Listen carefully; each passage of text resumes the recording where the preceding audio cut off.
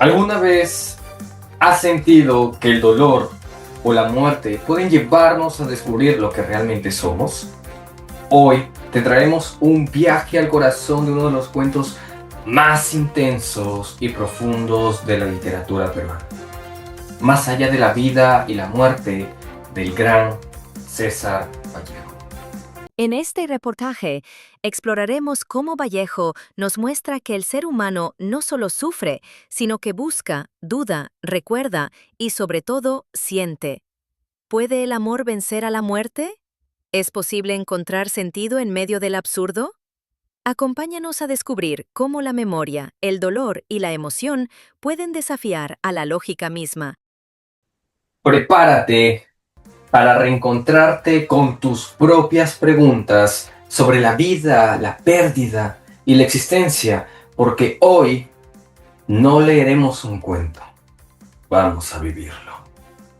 Hoy tenemos el gusto de hablar con Israel Magno Jeripillaca, licenciado en Psicología Clínica y de la Salud, para mostrarnos más o menos el enfoque en aspectos emocionales y filosóficos que desprende el cuento Más allá de la vida y la muerte de César Vallejo.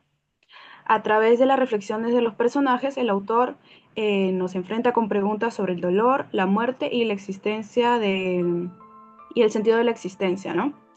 A partir de este enfoque vamos a investigar o más que todo analizar cómo estos temas pueden ser vistos mediante la vista de un psicólogo.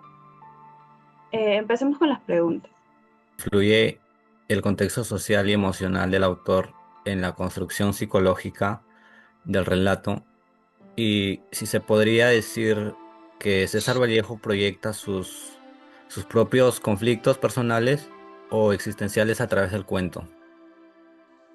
Claro, como Vallejo ha pasado en principio su propia personalidad, ¿no? Su propia personalidad, siendo una persona introvertida, muy tímida, y eso se puede ver, por ejemplo, en los relatos que hace con su hermano, donde su hermano era todo lo opuesto que fue Miguel, al cual le dedica uno de sus obras, porque es su hermano continuo y el que muere, y él se puede ver que su hermano era como su héroe, ¿no? Al cual es más carismático, más extrovertido, pero era todo lo contrario, ¿no? Pero él se sentía querido, amado por su hermano, ¿no? Y creo que él, al ser el último hijo, el Benjamín, se sentía querido por todo, ¿no? Por sus hermanos, por sus hermanas, por su papá y por su mamá, ¿no? Y esto lo marcó de una u otra forma y el hecho también de ser considerado como para que él sea, dedicarse a ser un sacerdote, lo marcan en él para que esto pueda proyectarlo en sus obras, ¿no? El cariño de su madre, el cariño insuficiente, podría decir. No es que era ser una madre distante, sino que la madre, al tener muchos hijos, se dedicaba todo a ellos y el poco tiempo que le dividía entre todos los hijos lo daba ese amor que para él era casi todo pleno, pero a mi punto de vista insuficiente, porque si hubiese sido suficiente, quizás él hubiese tenido relaciones mucho más sanas cuando era adulto, ¿no? Y por ahí puedo determinar que él no fue suficiente ese apego que tuvo con su madre, ¿no?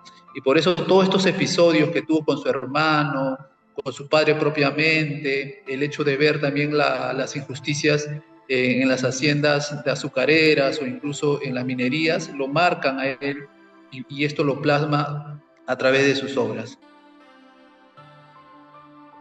¿Qué relación cree que existe entre la escritura de Vallejo y su mundo interno? Si se puede hacer una lectura psicoanalítica de su estilo literario. Como existe una riquísima, un valioso obra literaria, en la obra literaria de Vallejo, ¿no? Sobre todo estos elementos simbólicos y metafóricos que él utiliza, ¿no? Y creo que es algo innato en él, que por sus propias vivencias ha pasado a un nivel que hasta las obras que he podido leer en la actualidad inclusive tiene reconocimientos a nivel internacional, ¿no? Por ejemplo, él cuando habla de madre, no solamente a una madre de forma literal, ¿no? Sino cuando dice madre, él aboca su infancia, ¿no? aboca a la tierra, ¿no? La tierra al cual él se sentía en cobijo, ¿no? Estos elementos, incluso dice al pollo de la puerta, ¿no? Y el pollo es una piedra al cual se sentaba su madre o al que se sentaba él. O sea, todos esos símbolos denotan a una persona que se siente a gusto, que se siente, podría decir, como que en el vientre de la madre, al cual siempre tiene toda la protección de todo, ¿no? Y por otro lado, se ve el contraste de la modernidad, ¿no? La modernidad que simboliza la adultez, ¿no? La adultez en el cual Vallejo se va cuando deja su tierra, es alejarse de la tierra, alejarse de la madre, es ser adulto, el ver las diferencias, la modernidad que te aleja, ¿no? Y ve ahí la soledad, las diferencias, ¿no? Y esto yo puedo ver en este mundo interno de que ve Vallejo en sus obras.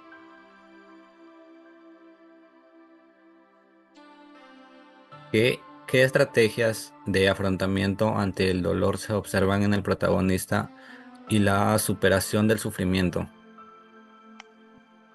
Yo creo que Vallejo no es consciente de que en su propio talento está la respuesta al sufrimiento, ¿no? O la propia terapia, por así decirlo, ¿no?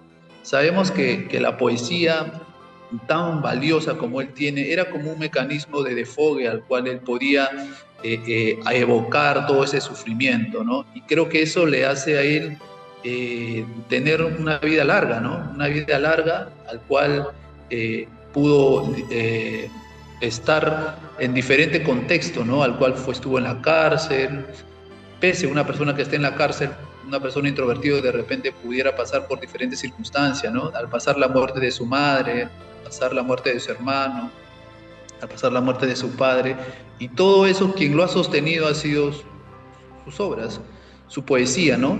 Y de esta forma él, ante este sufrimiento, él podía sobresalir, ¿no? Y podía salir adelante. ¿Se puede hablar de una lucha entre el yo consciente y el inconsciente en este texto? Yo creo que se puede, más que una lucha del yo consciente e inconsciente, es, es que él ha entrado a otro nivel de conciencia, a un nivel supraconsciente, que quizás algunos autores no lo nombran, ¿no? Una supraconsciente en el sentido que él, con toda, como era una persona religiosa, incluso en sus obras se puede ver algunos simbolismos religiosos cristianos, que él su nivel de conciencia lo evocaba a mucha realidad. Incluso esta obra está asociado mucho con el Cristo, ¿no? Porque hay una parte donde él menciona que la anciana me menciona qué le pasa en su rostro hay sangre, ¿no? Y eso simboliza un poco al dolor de Cristo que tenía por la corona de espinas, de que el sufrimiento que le abocaba la pérdida, ¿no? Entonces, yo creo que él entra a otro nivel de conciencia que es una supraconciencia y que el conflicto, definitivamente hay un conflicto interno, producto de la culpa que él tiene o producto de ese nivel espiritual, ¿no? Que para mi punto de vista, el nivel espiritual es muy religioso y que muchas veces eso le trae a sentir culpa, inclusive a tener en algún momento un divorcio con Dios, ¿no? Donde de abocar, donde él de creer en Dios comienza a dividirse en Dios, comienza a oponerse a Dios, ¿no? Él menciona en una de sus obras, yo nací cuando Dios estaba enfermo, ¿no? Como decir, cuando Dios no me tenía en cuenta o cuando Dios no estaba pensando en mí, por así decirlo, ¿no? ¿Cree que el protagonista podría estar enfrentando un conflicto interno relacionado con la culpa o el miedo existencial?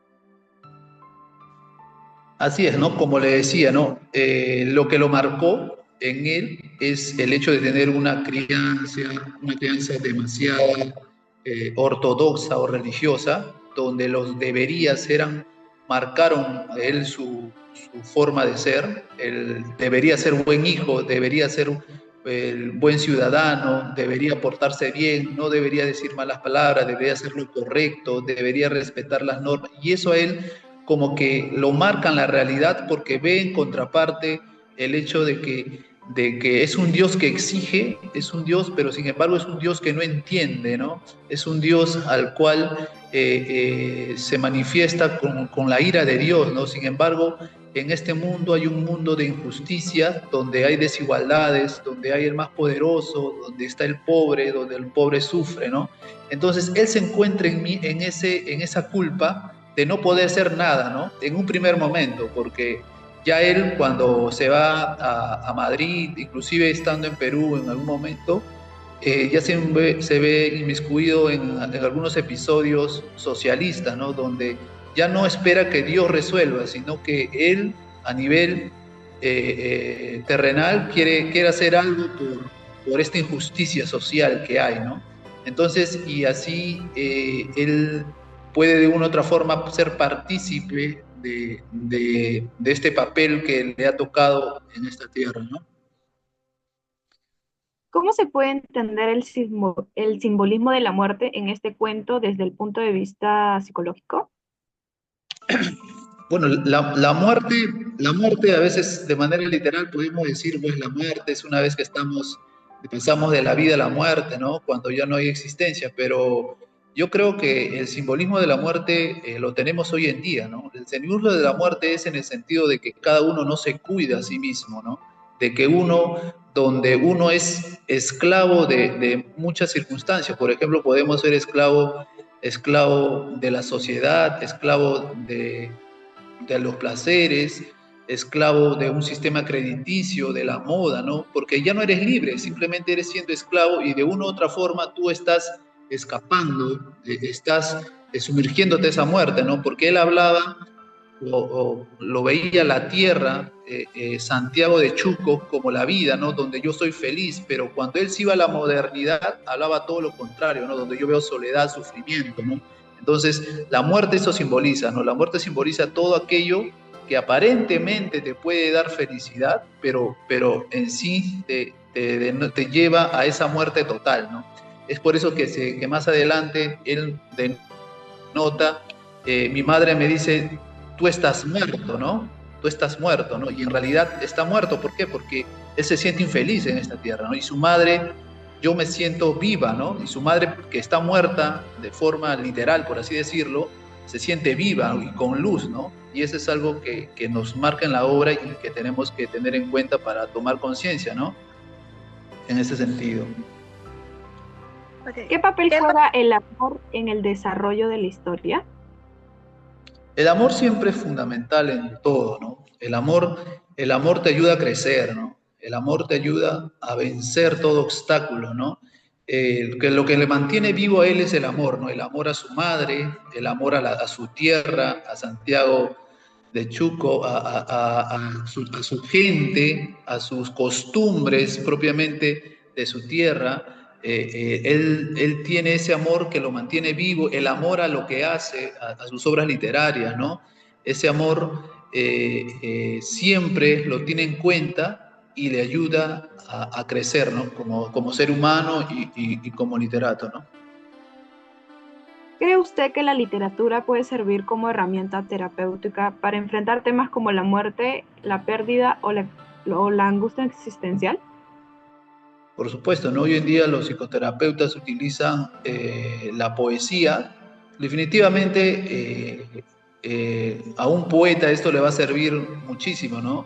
Pero quizás a una persona que no es poeta no le puede servir, pero sí utilizamos bastante la escritura como un sentido ritual, ¿no? Quizás en este caso de Vallejo, él no pudo despedirse de su madre de una u otra forma, pero a través de sus obras literarias, él pudo escribir un adiós, ¿no?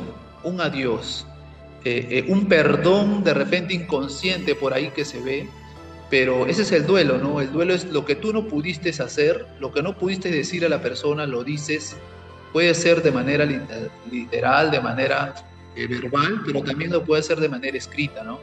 Y él en su obra ayuda como psicoterapia, como una herramienta terapéutica para poder llevar este proceso a mejor, ¿no? Ya, ¿Cómo refleja el cuento la postura del autor al dolor y la pérdida?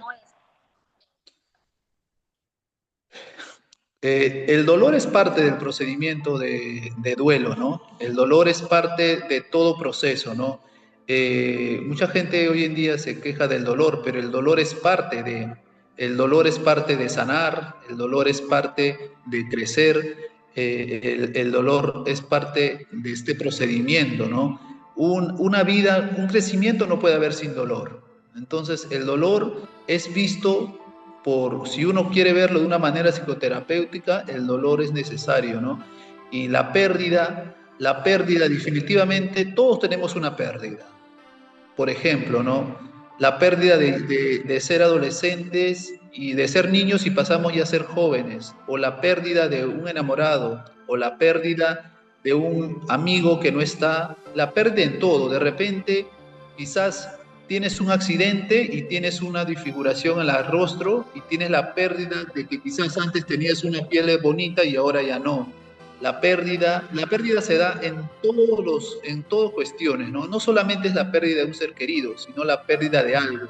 La pérdida quizás que quieres tener hijos y no tienes hijos, la pérdida de muchos acontecimientos, y si uno comienza a identificar eso y hace un proceso de duelo adecuado, puede ayudar a que ese dolor se canalice y ese dolor nos lleve a otro nivel de conciencia, que quizás la información que encontremos dentro de ello nos pueda hacer crecer y ser mejores en esta vida.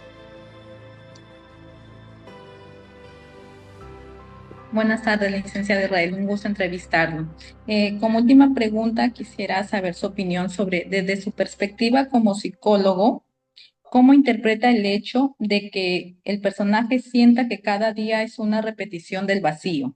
¿Qué implicancias tiene esto en relación al sufrimiento existencial? Lo que yo puedo ver en Vallejo es que él no encuentra una razón de vida, ¿no? O sea, no es consciente de esa razón de vida, porque en realidad su razón de vida está en su mismo quehacer, que es el ser poeta, ¿no? Pero él no lo encuentra. Es más, él no es consciente quizás que en esta obra riquísima que nos ha dado mucha luz para la humanidad.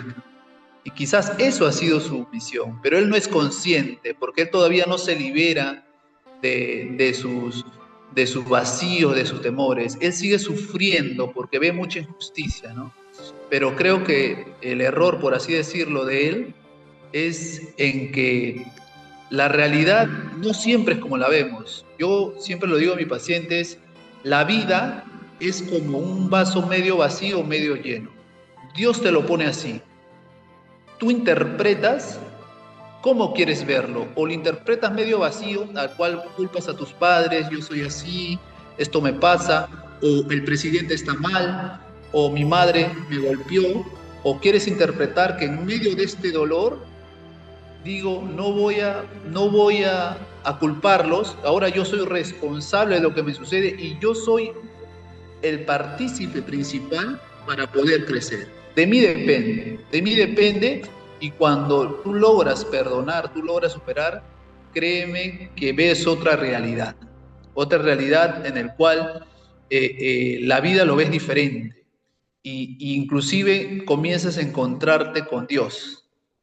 Y Dios en un sentido metafórico, donde comienzas a sentir paz, donde comienzas a sentir agradecido, donde comienzas a crear ángeles.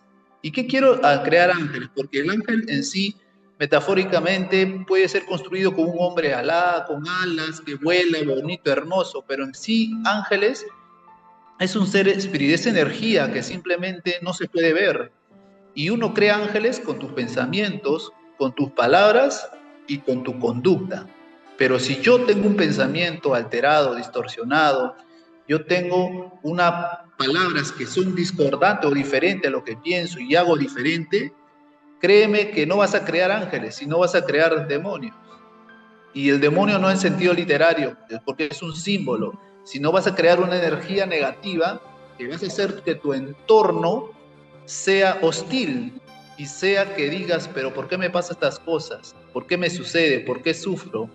Y eso es un poco el llamado a la reflexión, ¿no? Que de ti depende cómo tú puedas ver la realidad. Y esa repetición que él menciona es porque él no encuentra ese momento, ¿no? Si él hubiese encontrado que justamente en sus problemas está la solución, en sus obras está la solución. Bien, gracias, licenciado. En verdad, muy agradecida por su tiempo, por apoyarnos como estudiantes. Se le agradece y en verdad que es de muy valiosa su información que nos ha brindado. No sé si mis compañeros tienen algo que decirle al licenciado. Sí, ¿cómo se llama? Me contactó Fiorella, le agradezco a Fiorella por la paciencia, por la tolerancia. No es una obra cualquiera, hay mucho simbolismo, hay mucha metáfora y esto requiere tiempo, dedicación. Esto es más allá de la vida y la muerte de César Vallejo, como nunca antes te lo habían contado.